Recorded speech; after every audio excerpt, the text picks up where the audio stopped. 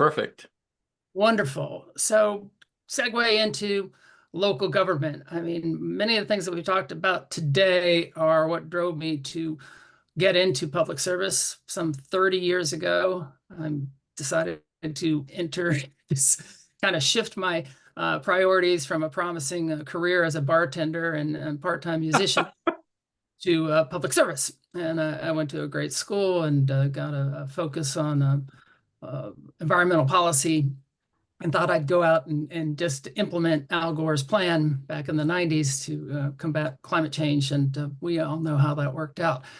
There are a lot of great ideas at the federal level and state level, but the fact of the matter is we don't often get to see those ideas advance, and it's frustrating. And I know that for many of us, you want to see action. And so I worked for the federal government for 16 years, and as a congressional aide, I worked for state government, I've worked for county government, but the most activity that I've seen on climate change has happened at the local level.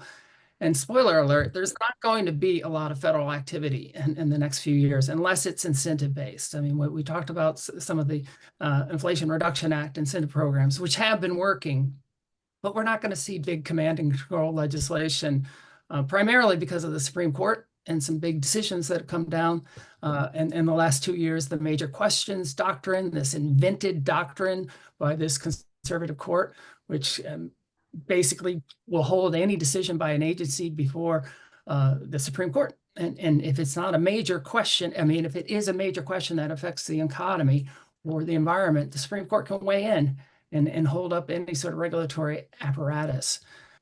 Similarly, with the question in the Chevron case, which was repealed earlier this year, the Chevron doctrine, which puts additional onus on Congress to come up with specificity in their laws. That will ensure that the courts weigh in on any major environmental regulatory legislation. So I'm not real optimistic at federal environmental regulatory changes. I think incentives work, and we'll probably see more of that, which brings me back to the case of working in local government and why it matters, and why I find this rewarding. In addition to teaching at Cornell, teaching students about these subjects, how to be more involved. I've found that the 8 years that I spent in town government, more rewarding when it comes to environmental change than my previous work at other levels of government. Sounds crazy, counterintuitive, right? You want to go to the highest level of government and enact change, but I added the Dryden Miracle to the title of this talk because I think what we've been able to do in the last 8 years has been significant, and it's worthy of a case study. And maybe this is the start of a roadshow I'll take around. I don't know. I do talk to my students a lot about what we're able to do, but the tools in local government are zoning, planning, permitting, moratoriums, courts, government programs, incentive programs. The topics that we can address are infrastructure, municipal broadband, solar siting, development, multi-use trails, and politics and intergovernmental relations, relationships that I or my colleagues may have with state government or federal government. We've been able to get a lot of things done because of that. You all know this story. I won't go too far into it, but Dryden is the town that stopped fracking, full stop, in New York. And we got out front, we got out early, we were vocal, and there are a lot of people to thank in this effort, but it went up to the highest courts in New York, and our ban, which was enacted through our zoning law, withstood legal challenge, and it made New York inhospitable to fracking and basically drove the industry away. And it's great that the state followed suit, but it was pretty clear that the industry wasn't interested in a patchwork system of gas extraction in New York State when it was determined that municipalities could indeed do this work. So we're proud of the history there, but we didn't stop there. That was more or less the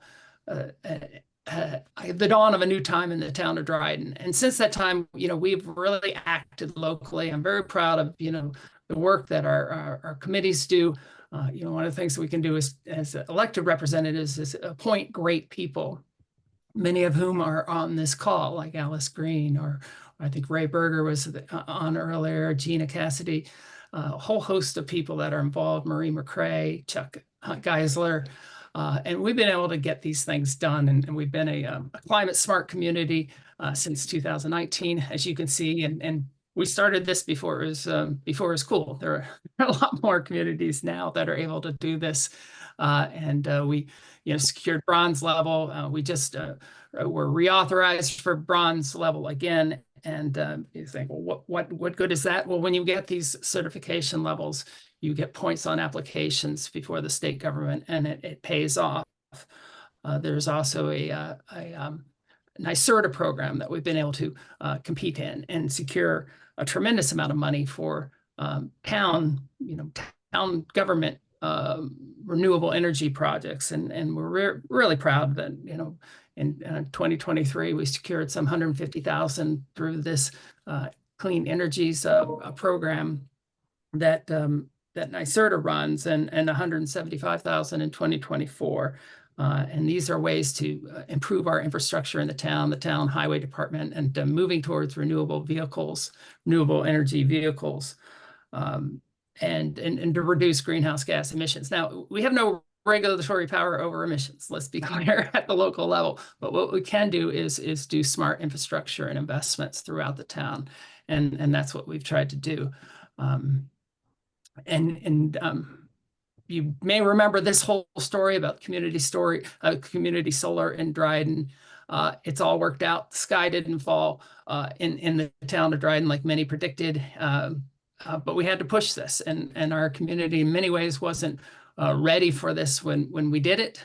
We were at the forefront of New York State in terms of town government, municipalities having large-scale solar in our town. Now there are many other towns with large solar installations, but at the time we were breaking ground, and we had more solar than any other town for a few years there. And we're proud of that, but it took a lot of effort. It had to go to, I'm just sharing some funny pictures here because I got to keep moving with the time that we have.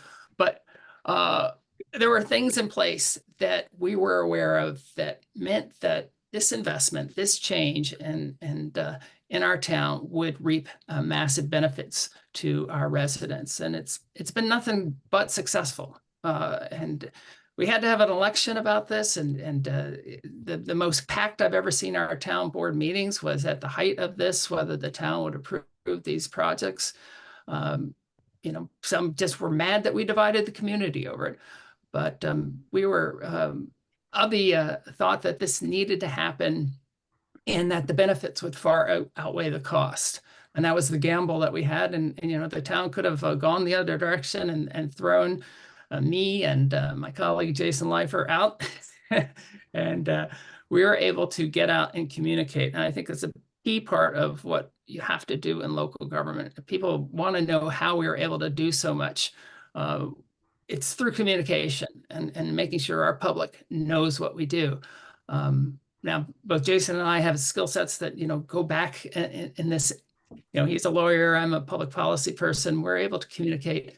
But if people want to know how you can be more aggressive, you've got to be able to sell your ideas to the public and bring your, I guess, communication, political skills to play to make people understand the benefits of a project. With this solar project, for the people who weren't on board with the idea that solar energy was going to save the planet or reduce greenhouse gas emissions, I talked money. And, I showed them how this program was going to result in more money. I got into negotiations with the county and the Industrial Development Agency to ensure that we got in on a very generous pilot, which brought more money to the town on this huge project, relatively huge. So then we had to get into the economics, and I'm just showing you some numbers here of, looking at the taxing authorities in our town and who gets the benefit. What's interesting is, we have a school district, Dryden Central School District. Their board came out in opposition to this project. But to my knowledge, they've never turned down the money that they received from this project. And you can see how this breaks down. So if we have a pilot agreement and we get $1 million, 73% of that $1 million will go to the school, 21 to the county, 6 to the town. Now, who did the lifting in this project? The town. And whose name was on the ballot, who was going to get thrown out of office if we didn't communicate to the public? Not the school board members, not the county legislators, the town.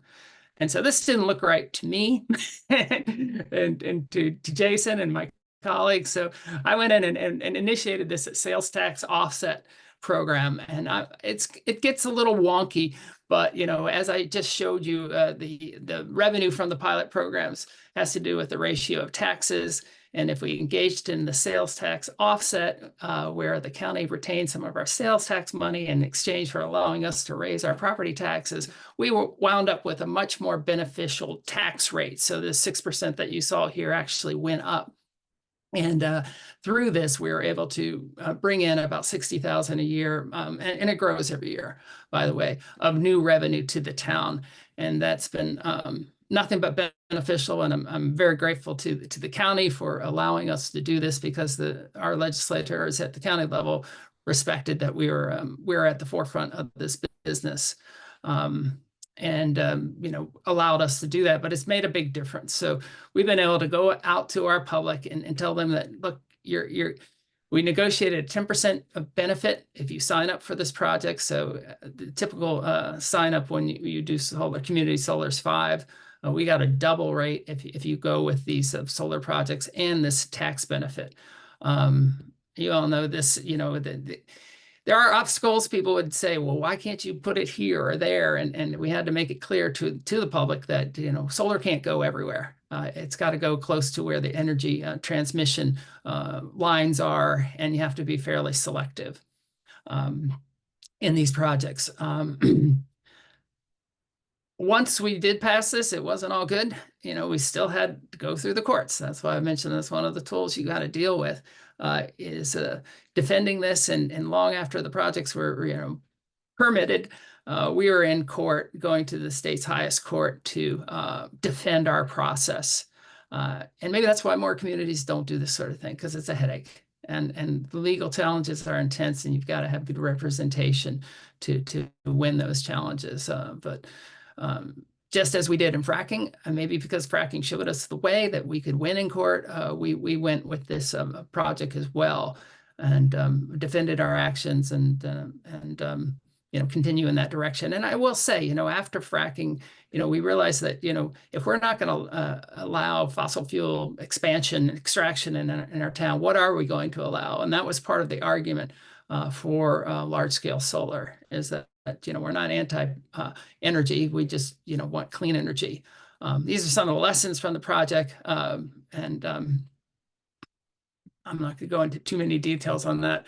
It's not always easy, though. And we recently had a solar project hit the rocks, this Caswell Road landfill project, which we did a lot of public outreach and communication. This was mostly a project led by the county, and Terry Carroll with the county was terrific on this, and converting this old landfill to a productive solar farm was the goal. But for the same reasons that we didn't put solar there in 2017, NYSERDA realized that it was going to be just too expensive to connect that farm to the grid. And a good project, even though we did a lot of research and town time on this project, was not allowed to go forward. But at the same time, we have another project, a 5 megawatt project near my house on Morris Road, that is going forward. But once we kind of broke the dam or got over the public opposition to large scale solar, it's been easier to approve additional projects. So once you do 1 or 2 big things in town government and get people to support you, get your public to support, it's easier to do other projects. And I just want to make the point that in town government, we get evaluated based on our ability to deliver projects and be good stewards of tax dollars. So we've been able to do other things building on the success of the solar, I believe, and the fracking, fighting fracking, initiating solar, gave us the credibility to take on other big projects that I believe relate to sustainability. And, at the end of the day, there's nothing more important at any level of government than sustainability. How you sort of this intergenerational compact. Are you setting up programs that the next group of politicians or public can sustain. Is the tax base there? Is the support for the programs? Do you have land use authority? All sorts of things that come into play. Sustainability is not just applied to the environment, of course. It has to do with, do you have a tax base that can sustain your programs? Do you have budgeting that is sustainable? Do you have staff? Are you treating your staff well? There are all sorts of things that I apply the term sustainability to. And I think that the rail trail is reflective of that. We have too much traffic in the town of Dryden. What are we going to do about it? Well, maybe give people another way to get across town, particularly to Cornell University, because so many of our residents work there. So we were able to use this model to promote sustainability, just as this Cornell Chronicle article picked up on, and bring in support. As I mentioned earlier, the intergovernmental relations. I was able to turn to some of my old friends and colleagues in the U.S. Senate and pitch this project to them. We were able to work with New York State to get additional funding for this rail trail project, which, probably at the end of the day will approach about $4 million.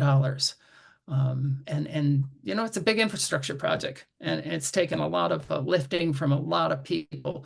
I should note that our leader in this project, the person I appointed to be the chair, Bob Beck, passed away in June. It's a big loss for all of us in the town, but many of you know Bob Beck as a person who was very good on environmental issues for years, for decades. He was the original executive director of the Finger Lakes Land Trust and many other things. But the project continues. Alice Green I know I mentioned her earlier, she's stepped up and taken on some of the organizing responsibilities. But one thing that we had to do is kind of figure out how to delegate authority out to new people to make up that gap in leadership that Bob Beck provided. But this is a project that I think is allowing us to walk the talk in sustainability and to give people not only a recreational resource, but a way to get out of their cars and maybe not commute by vehicle and reduce traffic on Route 13, which we all know is incredibly busy. Another project that I think hits on the idea of sustainability is Dryden Fiber.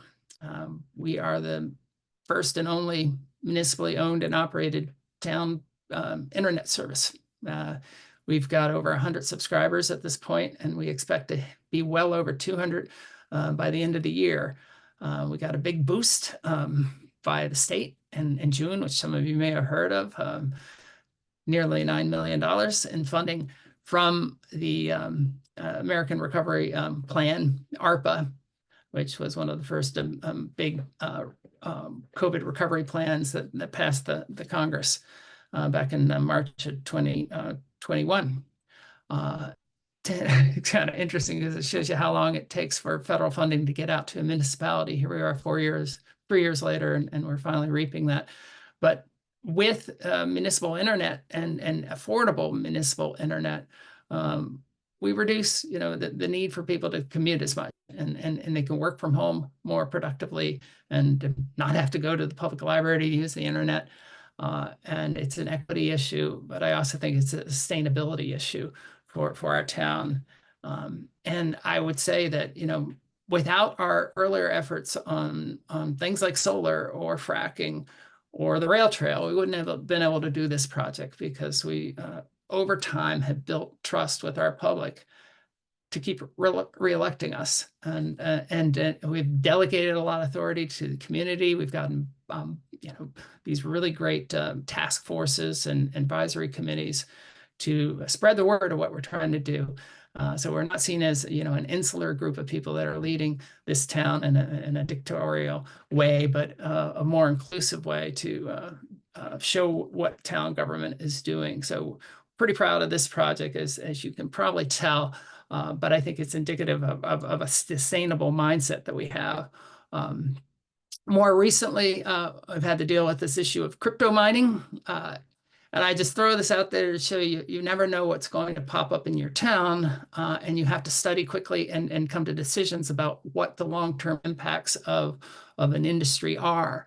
We had a situation where somebody had bought some property, not a local person, somebody from downstate, and had decided that they were going to move in a direction that was not reflective of our town priorities, which I'll get into in a moment, but things that we included in our comprehensive plan. And this was going to sail through a zoning board of appeals process if the town did not step up and do something. And so we put a moratorium in place to keep this project from going forward. Meanwhile, I worked with our town attorney and drafted these points that I've asked our planning board to look into. So we're not saying no to crypto mining or data processing, but we're taking a serious methodical look at the industry and seeing if it's compatible with our comprehensive plan. Now, some of you may know about crypto mining, but it's extremely energy intensive. It's an industry that might, if it had a strong footprint in our town, might offset some of the other things that we're trying to do with affordable housing and more sustainable development in the town, because it would suck up all the energy, and there might not be enough energy for other projects. So we hit the pause on this. We're not saying never, but for the next 18 months, we're going to see how this reflects our town priorities.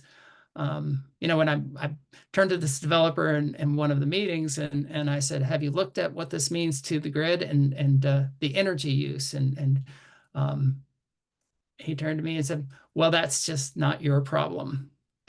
And I said, it is my problem if we're going to have other development in the town.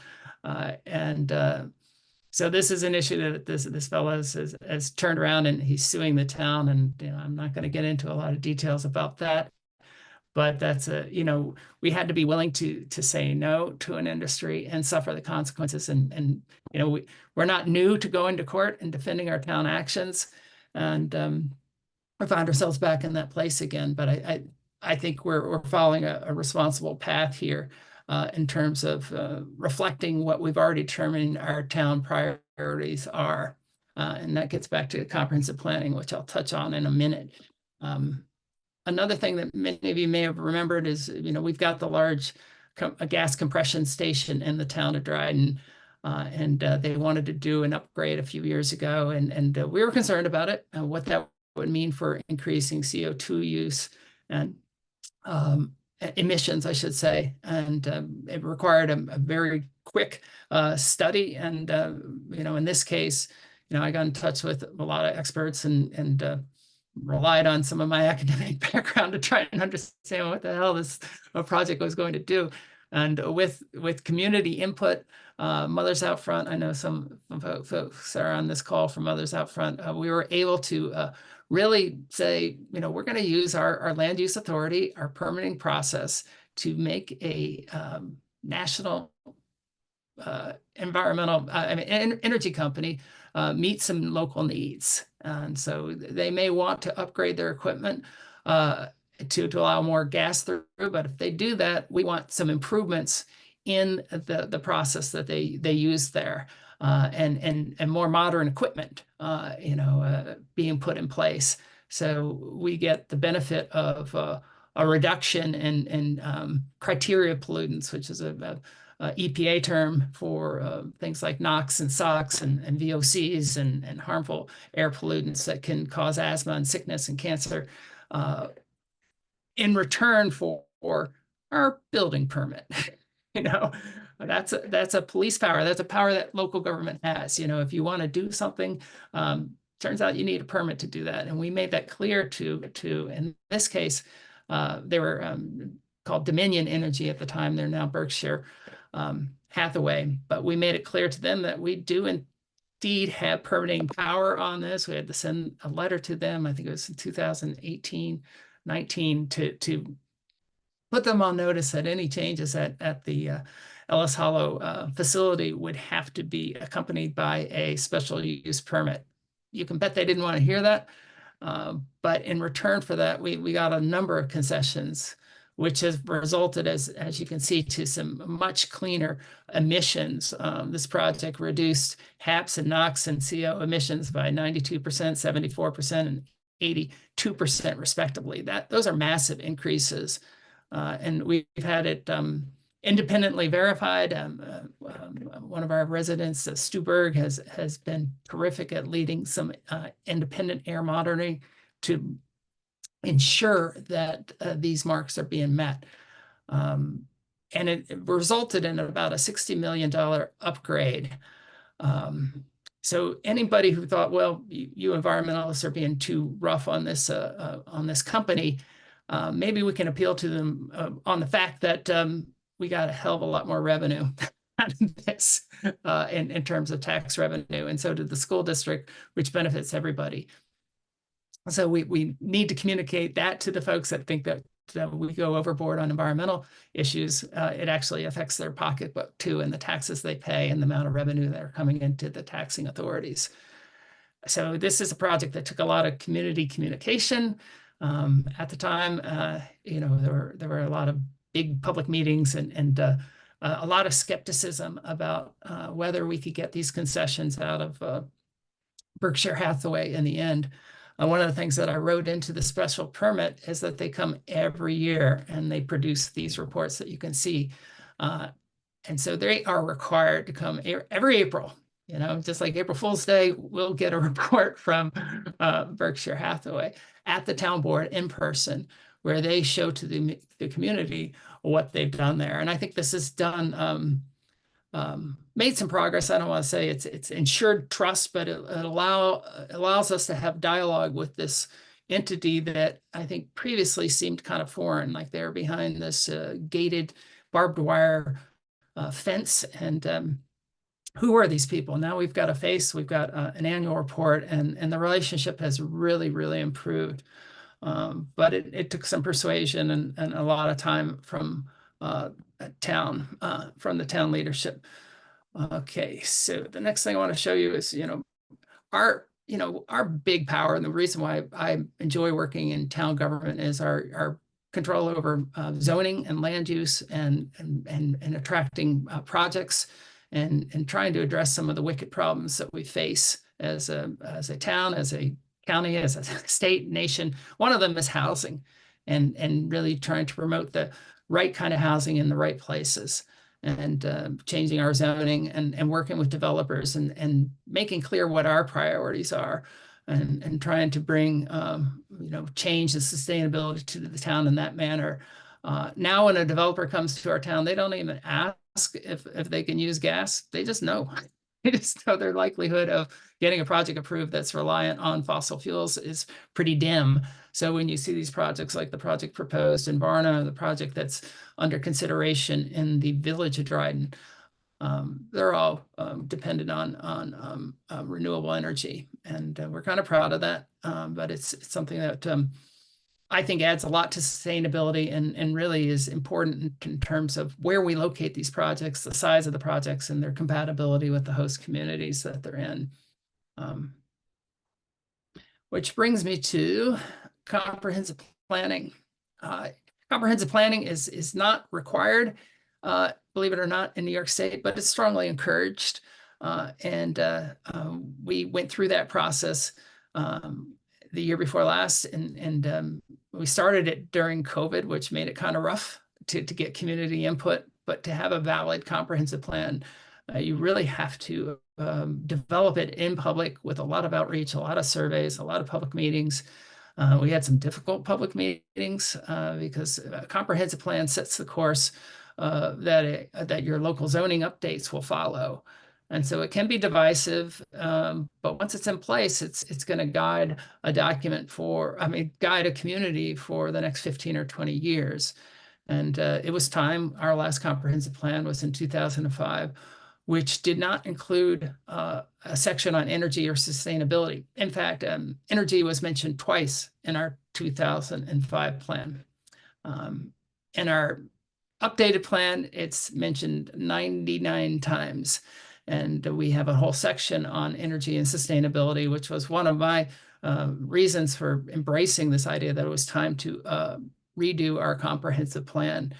And it's a great document. It has a climate action plan built into it, a whole elaborate section on sustainability and energy use. And it's a manner for us to justify a lot of our decision-making going forward, and the next town board and the next town board. They can go back to this document and say, well, that's just not compatible with our comprehensive plan.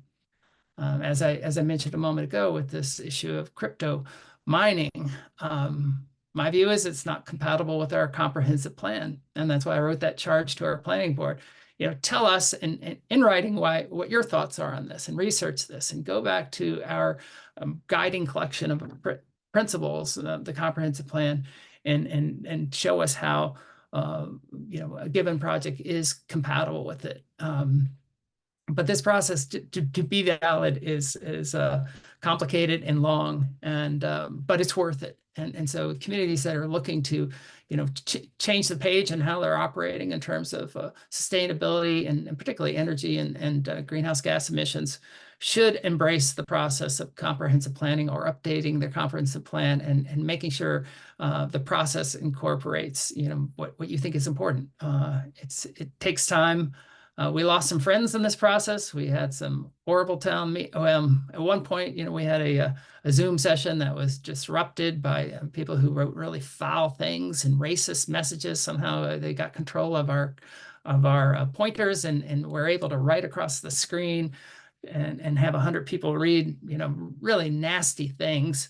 And we had to, overcome that and communicate through that, and not let disruptors stop the process to the end goal. So when I look at this Dryden 25, it came at a price, is what I'm trying to say. It took a lot of labor, and it wasn't easy, but it was highly worth it. And coming out of a comprehensive plan, you get your zoning, and this is a map of our current zoning, and that's going to change because we're now in the midst of a zoning rewrite.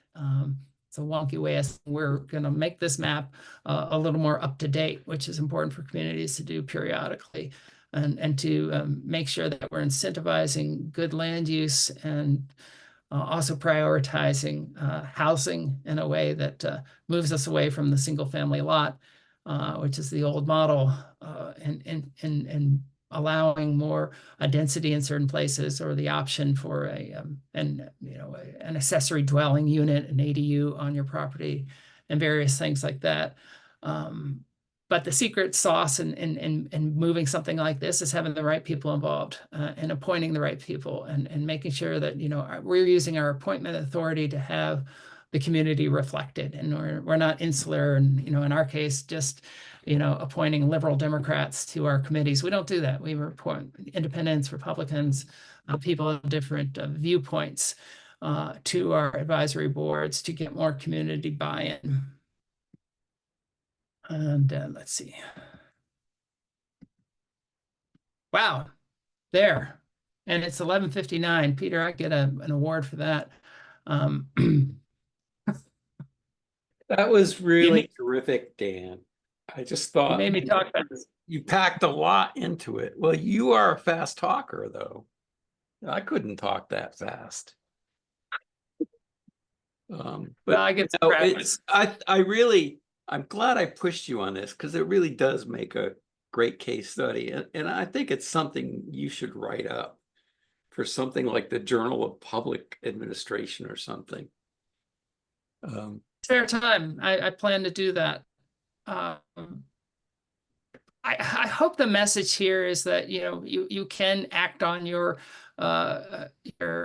priorities, and not just focus on national or state level government, which inevitably let us down. I love our state leaders, and I support the national ticket, but it's not going to get the change that we're looking for. The command and control era is, I hate to say, over, at least until we change the Supreme Court.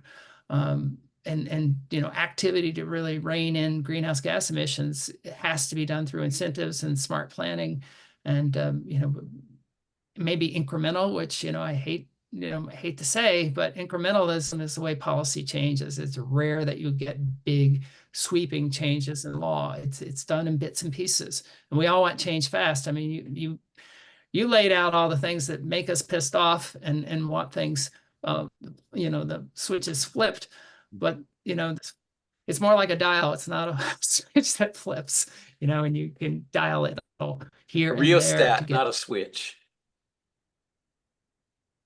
Yeah. Yeah.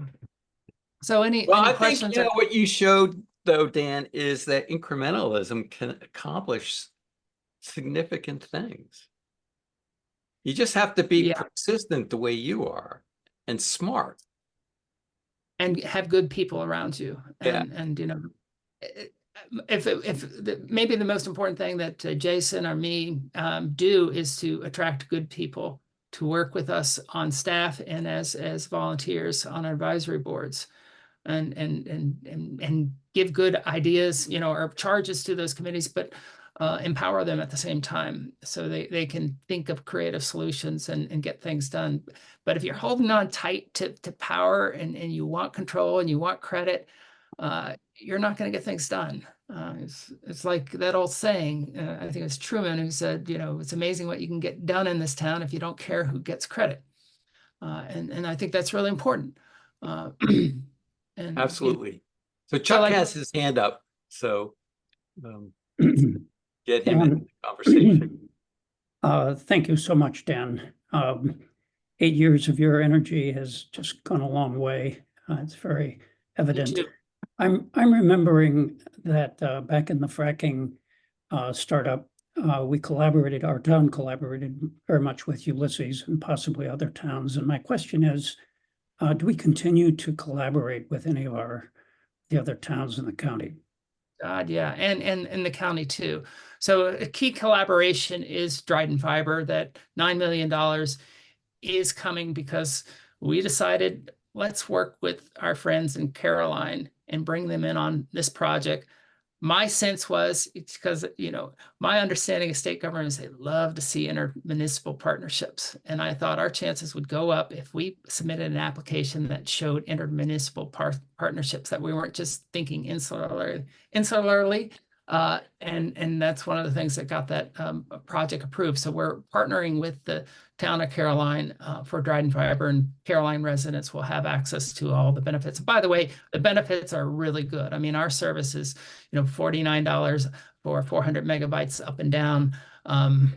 That's upload and download speed. It's a really good service at a desirable price point. So we expect nothing but growth in our subscriptions to that. Another partnership would be, I spent a lot of time on emergency management services reform, EMS reform, and I've got to partner with the other towns through the Council of Government to advance an agenda for reforming how we provide ambulance service. Believe it or not, only a couple of towns and municipalities have ambulances in this entire county. And a number of municipalities depend on Dryden Ambulance for their ambulance service. However, no offense to municipalities if you're on this list, you're not paying the Dryden ambulance tax to get that Dryden ambulance to your door. So I've got a meeting later this month where I've got to talk about intermunicipal partnerships and maybe a change to how we fund ambulance services in the town. Thanks. Yeah, Roxanne. Hi, thanks, Dan. That was really great, and Dryden's such a leader. I just wanted to add on a little bit to what Chuck had said and what you made the point in the beginning about the fracking and the municipalities working together and having coalitions like this, and the Council of Governments at that time, are just so huge in helping with that. Ulysses did have a pretty big role locally in trying to help move that forward. We made a 3-town memorandum of understanding. The town of Ithaca also, our attorneys worked together, really helped, galvanize the coalitions of citizens in all 3 of those towns, and Ulysses led, and Dryden and others helped us get more than 50 municipalities in the state of New York to pass board resolutions supporting home rule, which I think was another thing that really helped, in the lawsuit fight there that, of course, Dryden was in the crosshairs of, and we hugely appreciate what they did. So I think these, coalitions and these initiatives and abilities for people to work and talk together and learn are just really huge. So thanks to everybody who's doing this, and Dryden especially. Excellent points, and similar to Chuck's comment, it's really important to work across municipal lines and to communicate, to build movements, and to not act alone or get stovepiped in our actions. So that was a great conversation.